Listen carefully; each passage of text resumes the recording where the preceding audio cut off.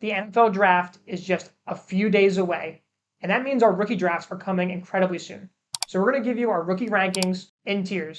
So Dak, what's the format for this tier list? So the format is going to be 12 team, super flex, 4 point passing touchdown, 1.75 tight end premium, and a start 10. So do you want to give us the first in our tier? Yeah, so in our S tier, we're gonna have Caleb Williams as our best player. This is 12 teams. It is super flex, so quarterbacks have that big bump there. Caleb's just the best player in the class. He's a generational quarterback. He's going to a great landing spot in the Bears, which I know sounds weird because the Bears have been bad historically, but they're actually a good landing spot now. They have two fantastic weapons. They have a great running back. They have a decent tight end. Like, doesn't get much better for a first overall pick than Caleb. Dak, who's the only other player in our S tier. Yeah, we think Marvin Harrison is good enough to be in this tier with Caleb. He's a generational receiver prospect. Came out of Ohio State. We know what Ohio State receivers have looked like in the last couple of years, and we think Marvin Harrison could be better than all of them that have gone out in the NFL draft the last few years. Yeah, he's just a great player. He absolutely deserves to be in the S tier. He's going to get top five draft capital most likely, so we're going to have him here in this S tier. Jeff, do you want to start off the A tier? Yeah, start with the eighth here. We have Drake May, quarterback out of North Carolina. He's most likely going to be a top five pick in this draft, most likely top three, actually. Really good QB prospect out of North Carolina. He will be a sensational player on your dynasty teams for years to come. Dalton, who we got next to the A tier? So our next person will be Jaden Daniels. Now we flip flop Daniels and May a couple times now. We've just came to the conclusion that May is going to be the better NFL quarterback and therefore is safer. However, Daniels does have much better dynasty fantasy upside because he is a rushing quarterback. He right now he's projected to go to the Commanders, which would also be the better landing spot. If that does happen and May ends up on the Patriots, I think we'd probably swap this again and have Daniels ahead of May. Right now, we're going to have Daniels below May just because we don't think he's as safe as May is, but he does have fantastic rushing upside. He's going to enter the league as one of the best rushing quarterbacks as a rookie, and we're really excited about Jaden Daniels. Dak, who we got next? Yeah, we got Malik Neighbors next. He could be going 1 or 3 over May, over Daniels. It depends where all these guys really shake out.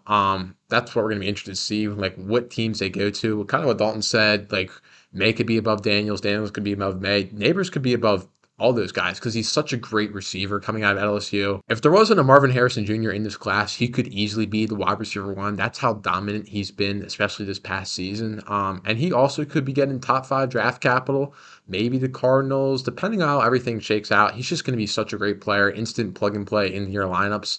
And he's going to be a stud for years to come. So, Jeff, who do we got rounding out this tier? Yeah, rounding out the A tier, we have Brock Bowers, tight end out of Georgia. He was fantastic his freshman year. At 18 years old, he was dominating in the SEC. Really great raw talent. This will translate onto NFL football fields.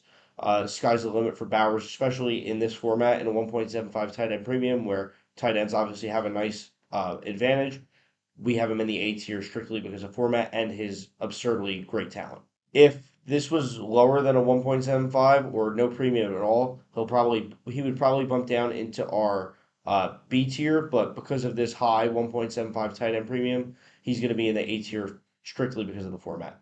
Dalton, who do you have up to start off our B tier? Yeah, to start with the B tier, and these are still fantastic players, right? We're going to have Rome Odunze here. Rome was one of the best players in all college last year, just an absolute stud at the wide receiver position. Is good at a lot of things, great route runner, good jump ball player, good speed. Like he's just fantastic alpha wide receiver. We're looking at top 10 draft capital for Rome. There's a couple ugly landing spots that we could see, also some really great landing spots that we could see. So really excited player Rome. He is a year older than Malik and Marv, so he's that gives him a little bit of a disadvantage, but still a great player, still a fantastic 107, 108 pick. So Dak, we got next. Next, we got JJ McCarthy. He's really shot up draft boards since he declared for the draft a couple months ago. If you look at the betting odds right now, they've got him going top 10, maybe even top 5. And if a quarterback is going that high, we've talked about it before, you've got to take him this high. He's a really exciting prospect too. And there's a couple good landing spots, namely Minnesota, where if he goes there, he's probably starting day one and he's got great weapons to throw to. Yeah, we're just really excited for him. We're going to invest in him if he gets that draft capital, and we think that he deserves to be in a tier among these other elite prospects because we think that he's that good of a prospect. Jeff, who do we got next? Next, we have Brian Thomas, wide receiver at LSU. Great hands, good in the end zone, jump ball receiver. He'll most likely be a mid first round pick, maybe in the back end, somewhere in the teens or early 20s, which obviously gives him nice draft capital, which is why we have him in that tier with Romo Dunze and JJ McCarthy. But that's going to round out our B tier. Dalton, who do you have to start off our C tier? So starting off the C tier, we're looking at your back end of the first round talents now, but still really great players. We're looking at Adonai Mitchell here. Adonai Mitchell is going to be a first round pick. He's minus like 700 right now to go in the first round, so that's exciting. And what's really exciting is at the end of the first round has a lot of really good teams that you want your wide receivers on, right? And there's a lot of good teams that need wide receivers: Bills, Chiefs. But on top of that, Adonai Mitchell is just a great player. He had a great combine, like a 4.3 something 40, which is fantastic. He's got great hands, some of the best hands in the entire class, and just gonna be a great player. And the fact that you can get him this late in your rookie drafts really speaks to how good this class is. Dak, who we got next? Yeah, next we got Mitchell's fellow teammate coming out of Texas, Xavier Worthy. Obviously, at this point, we all know he set the record for 40-yard dash at the combine in March. He's got blazing speed. That's going to probably translate to the NFL. I think teams are going to be really excited to tap into that speed, and they're going to want to take him in the first round. And once he gets that first round draft capital, the NFL teams are kind of priced into using him.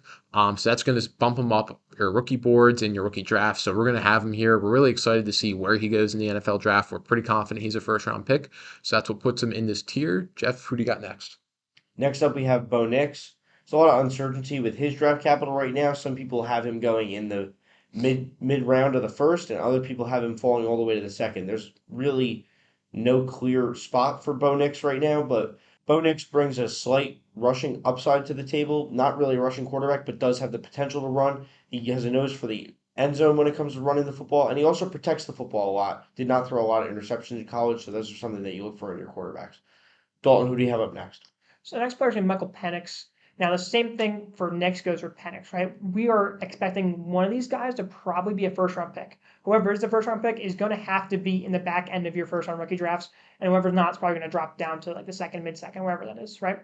Penix is a little older, just like Nix is. They played a bunch of ball in college. Penix has had a major list of injuries with multiple ACL tears, just terrible injuries. Hopefully, it does not continue in his NFL journey. Those aren't always predictable things, but it is something to worry about with Penix. He's very accurate with the football, which is great to see. Another concern that we could have with Penix is that he was throwing to a fantastic wide receiver core in college, and he's probably not going to get that in the NFL. So that's just like a slight worry. You could have a couple red flags with Penix, but also if he's a first-round quarterback, you just got to take him because the upside's there. The positional value in a 12-team superflex is there. Dak, start off our D tier. Yeah, so starting off this D tier, we've got Trey Benson. Now, when we were doing this video, I disagreed with Dalton and Jeff. I wanted Trey Benson and Jonathan Brooks switch with Michael Penix and Bo Nix. The reason why, I think especially with Trey Benson, he's going to get good draft capital, maybe second round. He could go to a spot like the Cowboys who desperately need a running back. I think they've got like Rico Dowdle and Deuce Vaughn as their running backs right now. Like they're not going into the season with that. I think one of these running backs, and it's probably Benson, goes to Dallas. And I think at that point, you're taking them above these late first, early second guys at quarterback because they're producing for you right away. People are going to get excited about that landing spot. They're going to get excited about their relatively young age compared to other running backs in the dynasty landscape. And I think Trey Benson is definitely the guy more so than Brooks just because of Brooks' 20 ACL. We'll get that in a minute. But I think Benson goes above those guys come draft time. He's got good hands. He was a good runner at Florida State. He's an all right prospect in a weak running back class. So I think he's definitely going to get pushed up the boards. But for now, this is how we have it. So just to like explain like my side of why I had them like in the separate tier is that they do have the fantastic landing spots possibilities of like the Cowboys. There's also a bunch of bad landing spot possibilities if they end up on like the Raiders or the Commanders, teams that definitely could use another running back. So that's why they have a high range of outcomes, these running backs, and their teams are definitely going to bump them up or down, maybe even two tiers worth of spots. Jeff, who we got next? Yeah, next up we have Vlad McConkey, a wide receiver out of Georgia. He was held back by injury this past year, but in the past he was really good. Just a nice security blanket for any quarterback. Just somebody that the quarterback wants to throw the ball to. He'll be good for PPR, probably a lot in the slot, getting good targets. He probably will not get first round draft capital, but it's possible that he gets into the back end. He'll most likely be gone in the early second round, which is why he's in a tier below Mitchell and Worthy, as we believe Mitchell and Worthy will be first round locks. Dalton, who do you have up next? So we're going to have our other running back, Jonathan Brooks here. Now, Jonathan Brooks would be the RB1 of this class if he did not tear his ACL, which just, you hate to see it, right? With that being said, though, he has great size. He's got good hands. He's got good height. He's got a lot of things you love to see out of a running back, and he has the potential to be a workhorse running back for a team. We don't really get that too often anymore. You either get like your big bruisers or your little receiving backs, but he is someone that could, get a 65% workload, which is what we want to see. You know what I mean? And as we said with Benson, if he does go to the Cowboys in the second round or a team like that has a great offense and not a good running back right now, he's going to jump up. He's going to jump up probably back end first round. If he goes to a crappy team in like the third round, he's going to bump down a couple spots, especially with the torn ACL.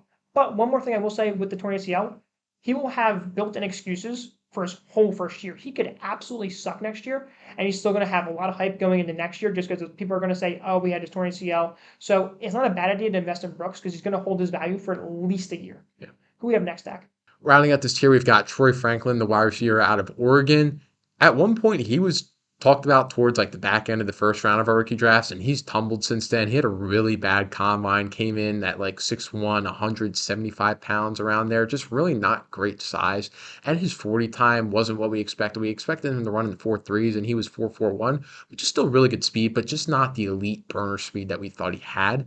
So yeah, you just seen him really tumbling down, and I expect that maybe to continue. It's all contingent on draft capital. If he ends up getting like early second capital, maybe goes to like Carolina or something like that, he'll probably be at the front end of the second round. But if he continues to slip to like the end of the second, beginning of the third round of the NFL draft, like I don't think Franklin will go this high. But for now, we will still have him here just because he had hype early on. He's still a decent prospect, but it really all depends on draft capital for Troy Franklin.